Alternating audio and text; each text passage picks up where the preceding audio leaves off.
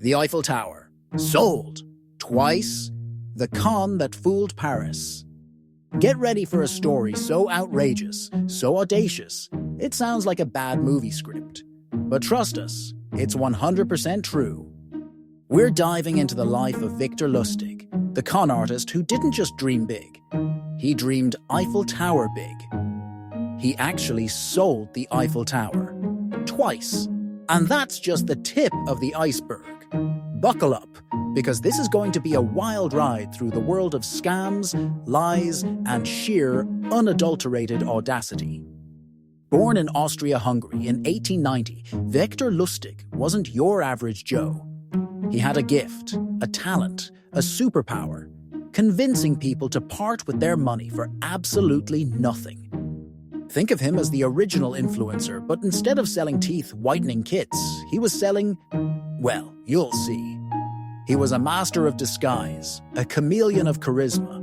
Lustig hopped around Europe and the US, honing his skills, perfecting his technique.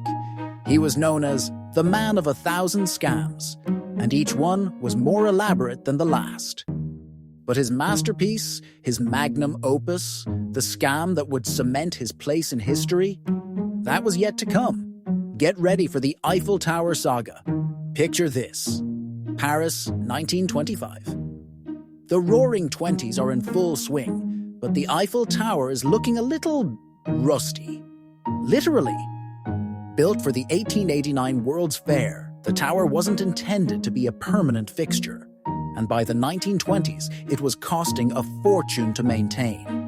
Rumors were swirling that the government was considering dismantling the iconic structure. The press was all over the story, highlighting the exorbitant costs. And that's when Victor Lustig saw his opportunity. A glimmer of gold amidst the iron lattice. A chance to pull off the most audacious con in history. He decided to impersonate a high-ranking French government official. Because why not? He then called a secret meeting with some of Paris's top scrap metal dealers. He told them, in hushed tones, that the government was secretly planning to sell the Eiffel Tower for the scrap. It was a matter of national security, of course. He even showed them forged official documents, complete with impressive-looking seals and signatures. The dealers were intrigued, but one, André Poisson, was hooked. Poisson, eager to make a fortune, fell for Lustig's elaborate ruse hook, line and sinker. He paid Lustig a fortune for the rights to dismantle and sell the iconic monument. Lustig, pockets overflowing with Poisson's money, didn't stick around to admire his handiwork.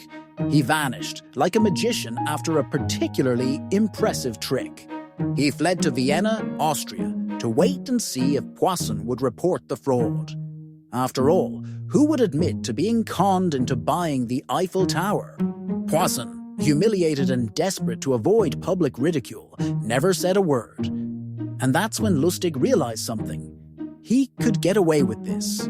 So, what did he do? He returned to Paris a few months later. He repeated the same trick with another group of unsuspecting businessmen. He almost got caught the second time around, but managed to escape just in the nick of time. He sold the Eiffel Tower twice and almost succeeded a third time. Talk about a repeat offender. This guy wasn't just a con artist. He was a con artist with a serious addiction to selling national landmarks. But the Eiffel Tower heist was just the beginning. After his Parisian escapades, Lustig set his sights on the United States. He defrauded banks with a magic cash register that supposedly printed money. He even managed to deceive Al Capone himself, and survived. He tried to sell Capone a fake money printing machine. Capone, unimpressed, gave Lustig $5,000 to get out of town. Lustig, being Lustig, tried to scam Capone again. But his luck eventually ran out. The FBI finally caught up with him in 1935, not for selling the Eiffel Tower, but for counterfeiting. Go figure. He was sentenced to 20 years in prison and ended up in Alcatraz, the infamous island prison. He died there in 1947, a legend in the world of con artistry. Victor Lustig was more than just a con artist. He was a genius of deception. He sold the Eiffel Tower, not once, but twice. He got rich by spinning elaborate lies and exploiting people's greed and vanity. He deceived some of the most powerful and influential minds of his time. So, what's the lesson here?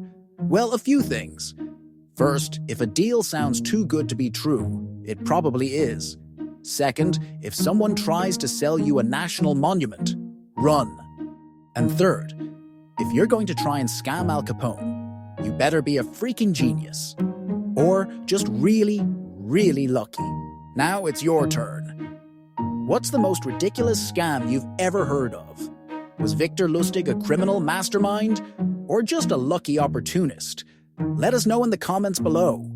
And if you enjoyed this story of audacity, deception, and the man who sold the Eiffel Tower twice, be sure to like this video and subscribe for more unbelievable stories that seem fake but are 100% real. Click that notification bell so you don't miss out. Thanks for watching.